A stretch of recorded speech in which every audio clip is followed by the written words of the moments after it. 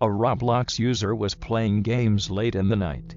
They were playing random tycoons, spending a few hours on each, and had been playing all day.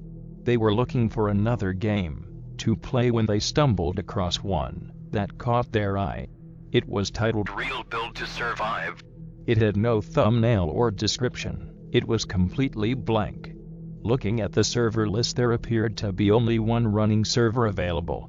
The user looked at the time, 7 p.m. It wasn't too late in the night to play another game. They joined the game and loaded into the server. They looked around at the other players. There were 7 others in the server. Some of the players were chatting about how the game finally started, indicating they had been there for quite a while. A pop-up appeared on their screen. You are all here. The player read through the pop-up. It listed everyone's real names below the text. Before the user could think, the pop-up disappeared and another text box took its place.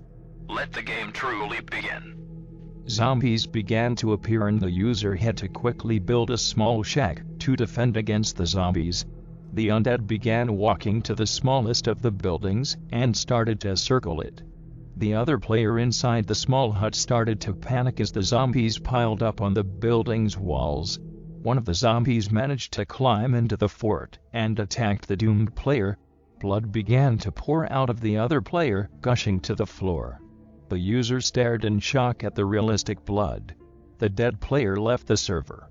After the round ended, another pop-up appeared on the screen. This is the real build to survive. Die in the game. Die in real life. The player froze.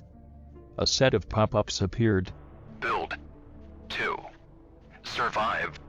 The user began building as fast as they could, constructing huge pillars and massive walls to fend off the incoming forces. The next round soon started, and the player watched from the roof. A lone user was in a building with no roof and was soon torn apart by the lumbering zombies, blood spilling out everywhere. The round ended, and the user began talking to the rest of the server. Everyone gathered in the user's house for the next round and helped fortify the construction even more. The next round came.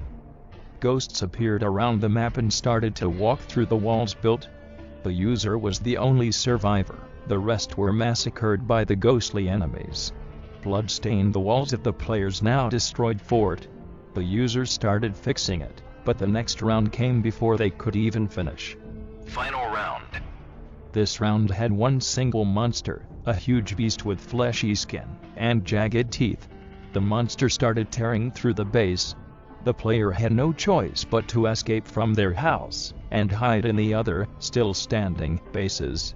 But soon everything was destroyed, and the player was running on the ground trying to escape the monster.